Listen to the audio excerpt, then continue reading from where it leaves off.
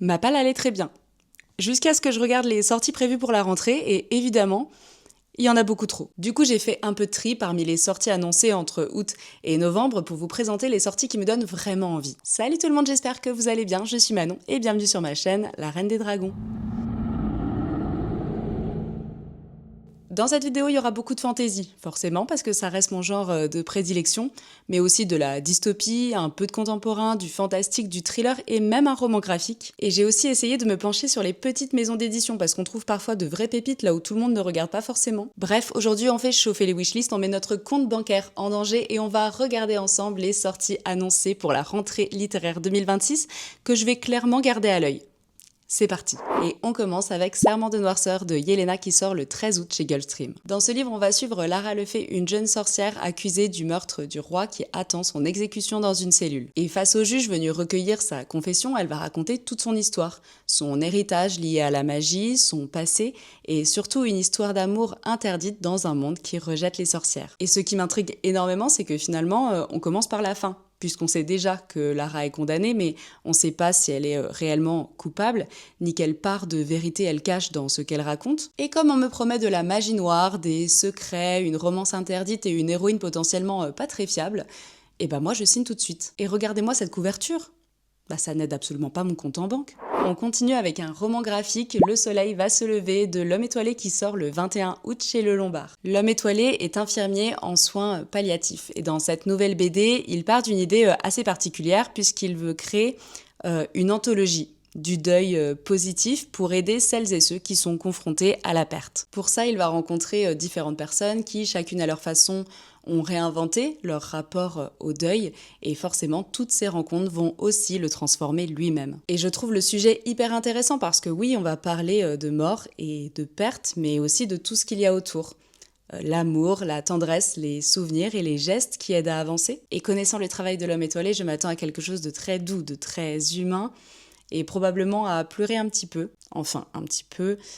On sait tous très bien comment ça va finir. Ensuite, on passe à Ceux qui dorment sous le camélia de Claudie au Wetterwald qui sort le 27 août aux éditions du Gros Caillou. Ouais, j'ai pris mes petites notes parce que j'ai trop peur d'écorcher leur nom. Et là, j'ai quand même l'impression qu'on est sur quelque chose d'assez sombre parce qu'après un événement appelé le désastre, la société s'est complètement effondrée. Des années plus tard, 254 femmes se retrouvent sur le banc des accusés soupçonnées d'avoir commis l'impardonnable pour survivre. Et parmi elles, il y a Lisanne Delors, défendue par Rim Ketani, une avocate qui a elle aussi traversé cette période chaotique. Ce qui m'attire énormément, c'est ce mélange entre dystopie, survie, procès, sororité et cette question de fond qui est jusqu'où est-on prêt à aller quand toutes les règles disparaissent? Et en plus, le livre est déjà sélectionné pour le prix du Roman Fnac 2026, le prix Talent Cultura 2026 et le Grand Prix des lectrices L 2027. Donc forcément, entre le pitch et les premiers retours très enthousiastes, ce livre est déjà monté très haut dans ma wishlist. Ensuite, on passe à Nous deviendrons l'ouragan de Margot Dessen qui sort le 2 septembre chez Big Bang. Et là, on part dans une dystopie cyberpunk située à Lutéopolis, une ville obsédée par le progrès et la jeunesse éternelle. Sauf qu'une maladie appelée la lépidotérose transforme certains adolescents en créatures surpuissantes et dangereuses appelées les anomalies. Pour les traquer, la ville s'appuie sur une unité d'élite appelée les éphémères et nous, dans ce livre, on va suivre Tyria, Morpho et Emaris, 3 éphémères qui travaillent ensemble depuis 8 ans. Leur relation est déjà fragile, mais tout va basculer quand le corps d'une anomalie adulte va être découvert.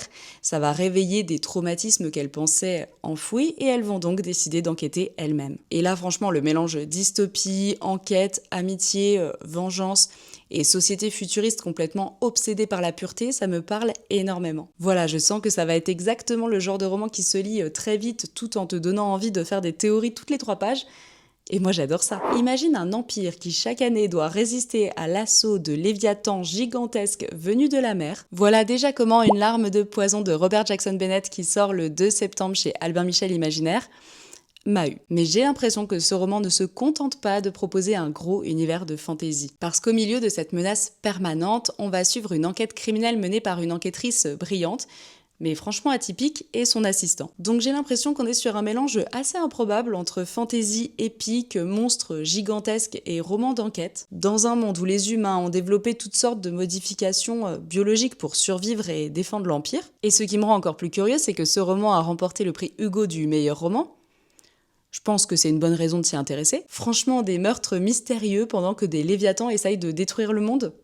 Alors oui, ça fait peut-être beaucoup de problèmes à gérer en même temps, mais c'est exactement le genre de chaos que j'ai envie de lire en ce moment. Ensuite, on passe à La Reine des Brisants de C.S.I. Coney qui sort le 4 septembre chez Hergile dans la collection Récif. On va y suivre Elliot Howell, un jeune portraitiste en pleine ascension qui mène une vie plutôt tranquille à Seafall, jusqu'à sa rencontre avec Nyx, une reine d'un royaume magique situé entre le monde des mortels et celui des gobelins. Et évidemment, ils vont tomber amoureux. Sauf que pour Nyx, aimer Elliot voudrait dire renoncer à sa couronne, à son royaume et même à son immortalité. On peut pas dire qu'on est sur une petite romance sans aucune conséquence, quoi. Ce qui m'attire ici, c'est surtout l'ambiance très féerique, le côté un peu conte moderne. Et c'est une novella de 180 pages, donc quelque chose de très court, mais qui peut quand même proposer un univers très riche. Et puis j'adore Argile, donc c'est exactement le genre de maison d'édition que j'ai envie de mettre en avant dans cette vidéo. Donc entre romance impossible, royaume magique, gobelin et immortalité, oui, je veux définitivement savoir comment tout ça va se terminer. Et on va d'ailleurs rester chez Hergile avec De sel, d'écume et de vent de Christian Léourier qui sort aussi le 4 septembre et c'est un roman qui fera environ 320 pages. Et cette fois, on va suivre Graëland, fils du roi Conan qui prend la mer avec son équipage en espérant revenir couvert de gloire. Leur destination de base, c'est l'île verte, un lieu qui leur promet prestige et richesse, sauf qu'une tempête les détourne complètement de leur route et les force à accoster sur une île inconnue dirigée par un vieux roi. Et sur place, Graëland rencontre Malven, la fille du roi dont il tombe éperdument amoureux, mais je sens quand même que cette histoire nous réserve bien plus qu'une simple romance. Puisque d'après le résumé, il y a quelque chose de beaucoup plus ancien, de beaucoup plus mythique, de presque légendaire qui semble relier Graëland à cette île et à Malven. Donc entre un voyage en mer, une île mystérieuse, un amour impossible et une ambiance presque celtique, moi je trouve que ça a un charme fou. Ça sent un peu le livre qu'on ouvre au départ pour l'aventure, et puis qu'on referme avec une envie folle d'aller acheter une maison en Bretagne. On continue avec Cléopâtre de Sarah El Harifi qui était initialement prévue le 27 août mais qui sortira visiblement le 10 septembre chez Sabran. Et je vous avoue que pour celui-là, le titre suffit presque à me convaincre. On va y suivre Cléopâtre à partir de ses 19 ans quand elle monte sur le trône d'Égypte après la mort de son père. Sauf qu'évidemment, régner sur l'Égypte ne va pas exactement ressembler à une promenade de santé puisqu'elle va devoir composer avec les luttes de pouvoir, l'ingérence romaine, la guerre civile, mais aussi les dieux parce que dans cette réécriture, Cléopâtre est bénie par la déesse Isis. Donc d'après ce que j'ai compris, on n'est pas seulement sur un roman historique parce qu'il y aura une vraie dimension de fantaisie et de mythologie et ça forcément ça m'intéresse encore plus. Et moi j'adore l'idée de redonner sa voix à une femme que l'histoire a beaucoup racontée, mais quand même souvent à travers le regard des hommes. Donc bref, Égypte antique, déesse, pouvoir, Cléopâtre, je n'ai aucune chance de résister. C'est quand même marrant parce qu'il y a certains livres qui m'intriguent grâce à leur résumé, et il y en a d'autres où une seule idée suffit à me convaincre. Dans l'île des oracles d'Anne Bishop qui sort le 10 septembre chez Brajlon, il existe une île appelée Weird où les morts prennent littéralement le train vers leur destination finale. Sur cette île se trouve Destinia, un parc où les visiteurs viennent se faire lire l'avenir, se promener dans les jardins, ou essayer de passer un marché avec les mystérieux arcanas des êtres capables d'influencer le destin. Et au milieu de tout ça, on va suivre Bess, une jeune inspectrice envoyée sur place pour enquêter sur une mystérieuse arme fantôme, sauf qu'a priori elle va surtout découvrir un monde où les lois humaines ne sont clairement plus les plus importantes. Donc on est sur un mélange de fantaisie, d'enquête avec des créatures étranges et une ambiance assez inquiétante. Bon, je vous avoue, j'ai pas tout compris au résumé, mais rien que le concept du train des morts, j'ai besoin de savoir où il va. Maintenant, on quitte complètement la fantaisie pour aller vers quelque chose de beaucoup plus sombre avec La Route du Diable de Franck Tillier qui sort le 10 septembre chez Fleuve. Et ce qui m'amuse déjà, c'est que Franck Tillier publie ici sous le pseudonyme de Caleb Traxman, comme s'il avait décidé qu'un seul nom ne suffisait pas pour nous traumatiser. On est sur un roman d'horreur avec une ambiance assez différente de ces thrillers habituels parce qu'on nous annonce quelque chose de plus frontal, de plus étrange, voire de plus cauchemardesque. Et je ne vais pas trop détailler le pitch ici parce que j'ai quand même l'impression que c'est le genre de livre qui fonctionne mieux quand on en sait le moins possible. Mais entre le nom de Franck Tillier, la promesse d'horreur pure et le fait qu'il sorte complètement de son terrain habituel, évidemment, je suis curieuse. Et surtout, j'ai très envie de voir à quel point il compte me faire regretter cette décision. Et on change à nouveau complètement de registre avec devant nous Le Vertige de Clara Hérault qui sort le 16 septembre chez Flammarion Jeunesse. Cette fois, on va suivre 3 filles pendant leur année de terminale. D'abord Jeanne, qui déteste l'idée des pages blanches et de l'avenir encore à écrire, puis Brune, qui n'imagine même pas sa vie sans Simon, et enfin Lou, dont le futur semblait tout tracé grâce à la natation.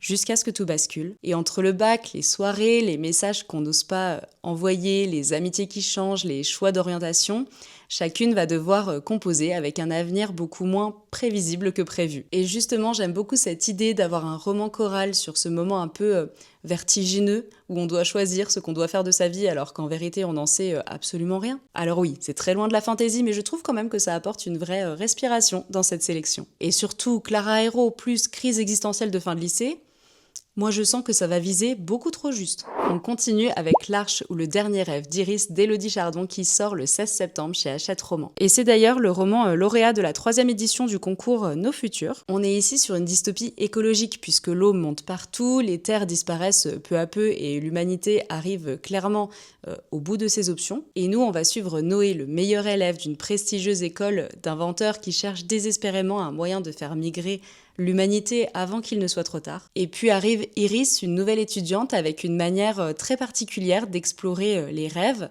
qui pourraient bien détenir la clé de leur survie. Et franchement, le mélange fin du monde, académie, invention et urgence écologique, ça me parle beaucoup. Ne serait-ce pas un préquel non officiel de Porcelaine sous les ruines finalement? En plus, j'aime quand même bien l'idée que ce soit un premier roman et qu'il ait déjà remporté un concours avant même sa sortie. Oui. Grosse curiosité pour celui-ci. Ensuite, on passe à Soleil's House de Will McLean qui sort le 18 septembre chez Elisande dans la collection Aera. On est en 1993 et on va suivre Alex Lane, un étudiant complètement fauché qui accepte un job d'été un peu particulier. Il doit vider Soleil's House, donc un immense manoir victorien légué à son université par un mystérieux reclus. Sauf qu'en fouillant la maison, Alex et les autres étudiants découvrent les carnets de l'ancien propriétaire qui parle d'un lieu étrange, mais surtout de la possibilité qu'un autre monde existe parallèlement au nôtre. Et à partir de là, forcément, ça commence à sentir mauvais, et ça me tente énormément parce que je sais même pas où le classer. C'est un roman gothique, façon thriller psychologique, avec de la dark academia et une maison labyrinthique pleine de secrets. J'ai vu que l'éditeur le rapprochait pas mal de la Maison des Feuilles et du Maître des Illusions. J'en ai lu aucun des deux. Bref, je pense que ce livre a toutes les chances de me mettre très mal à l'aise. Donc forcément, j'ai très envie de le lire. Ensuite, on arrive à Et vous brûlerez dans ma haine de Justine Tiffany qui sort le 6 octobre chez Plume Blanche dans la collection Plume Noire. Et celui-là, rien que le titre, donne une petite idée de l'ambiance. On va y suivre Nérélia, surnommée Ruisseau de Feu, qui tombe entre les mains de Tancred, un comte conquérant particulièrement violent et surtout chasseur de sorcières. Mais alors qu'elle pense enfin toucher à la liberté, mais aussi probablement à la mort, quelque chose répond à son appel. C'est Alifer, un démon. Et à partir de là, on part visiblement sur une histoire avec de la magie noire, de la vengeance, des sorcières et des ténèbres, avec une héroïne qui est prête à aller très loin pour reprendre le contrôle de sa vie. Et moi, dès qu'on me promet une bonne dose de female rage, une ambiance très sombre et une vengeance qui risque de très mal finir, évidemment, j'ai envie de le lire. Je sens déjà que ça va être sain, équilibré et plein de bonnes décisions. Ensuite, gros retour nostalgique avec la 6e faction de Véronique Arros qui sort le 8 octobre chez Nathan, et oui, on retourne dans l'univers de Divergente. Mais ce n'est pas seulement une suite de la trilogie originale, parce que Véronique Arros lance ici une nouvelle duologie, pensée un peu comme une nouvelle branche de l'univers, mais avec un principe de départ assez jouissif. Et si un seul choix avait tout changé? Je suis même allée voir le site officiel de l'autrice, qui présente d'ailleurs clairement le livre comme le début d'une nouvelle série Divergente. Donc on retrouvera bien cette société divisée en factions, les choix qui déterminent toute une vie, les dilemmes moraux, mais avec une nouvelle trajectoire à explorer. Et franchement, rien que pour l'effet nostalgie, je suis déjà curieuse. Parce que Divergente, tout comme Hunger Games d'ailleurs, c'est typiquement le genre de saga qui m'ont fait adorer la dystopie. Alors pouvoir revenir dans cet univers des années plus tard, oui, j'ai clairement besoin de savoir ce que Véronique Arros nous réserve. Ensuite, on passe à La Fille des Corbeaux de Mark Lawrence qui sort le 14 octobre chez Brajlon. Et là, on est clairement sur une des sorties fantasy qui m'intrigue le plus. En plus, le 14 octobre, c'est mon anniversaire. Le roman se déroule autour de l'Académie de la Bienveillance, un endroit où l'on forme des sortes d'émissaires de vengeance inspirés des furies de la mythologie. Chaque année, une centaine de filles y sont envoyées, mais 10 ans plus tard, seules 3 d'entre elles en ressortent pour devenir les bienveillantes, avec le pouvoir de rendre justice, littéralement, avec droit de vie ou de mort. Et notre héroïne, elle, n'a pas été vendue par sa famille, mais elle s'est vendue elle-même. Et je me suis arrêtée là dans le résumé parce que j'avais envie de me garder la surprise de la suite. Mais on est très clairement sur un univers de dark fantasy avec de la vengeance, de la violence, de la mythologie et une héroïne qui a l'air d'avoir traversé beaucoup trop de choses. Et vu que Mark Lawrence est quand même une grosse référence dans le genre, je pense que celui-ci peut faire très mal. Ah oui, celui-ci c'est clairement la petite pause automnale de la sélection. L'auberge aux 1000 portes de Sarah Beth Durst qui sort le 14 octobre chez Brajlon également. Je vous ai dit que c'était mon anniversaire le 14 octobre. Et on va y suivre Kalissa qui vient de traverser une rupture et qui décide d'aller aider sa grande tante dans une auberge perdue au fin fond du Vermont. Sauf que cette auberge possède évidemment un petit détail parce que toutes ses portes ne mènent pas aux mêmes endroits. Certaines donnent sur des lieux impossibles, d'autres sur des mondes complètement différents, et Kalissa va vite comprendre que cet endroit cache beaucoup plus de secrets qu'elle ne pouvait se l'imaginer. Donc on est cette fois-ci sur une fantaisie plus cosy, avec une auberge magique, des portails, une ambiance plus automnale, et ce petit côté lieu-refuge qui me donne vraiment très envie. Et après toutes les exécutions, les démons et les léviathans de cette vidéo, franchement je pense qu'on aura tous mérité une soupe chaude et une porte vers un autre monde. Ensuite on part sur quelque chose de tout doux avec À ton réveil, Fend Lacoste de Becky Chambers qui sort le 15 octobre aux éditions La Talente. Et si vous connaissez un petit peu Becky Chambers, vous savez déjà qu'elle aime la science-fiction qui parle autant du futur que de l'humain. Et ici, on va suivre une mission d'exploration interstellaire chargée d'étudier un monde totalement inconnu. Sauf que le vrai sujet, comme d'habitude, c'est pas seulement ce qu'on va découvrir là-bas. C'est la manière dont les personnages vont devoir apprendre à vivre ensemble, à communiquer et à repenser leur place dans l'univers. Donc en fait, ici, on est sur une SF plus intime, plus contemplative et philosophique que spectaculaire. Et moi, ce qui m'attire surtout, c'est justement ce contraste-là. Parce que les sorcières, les vengeances, les royaumes en feu, c'est très bien.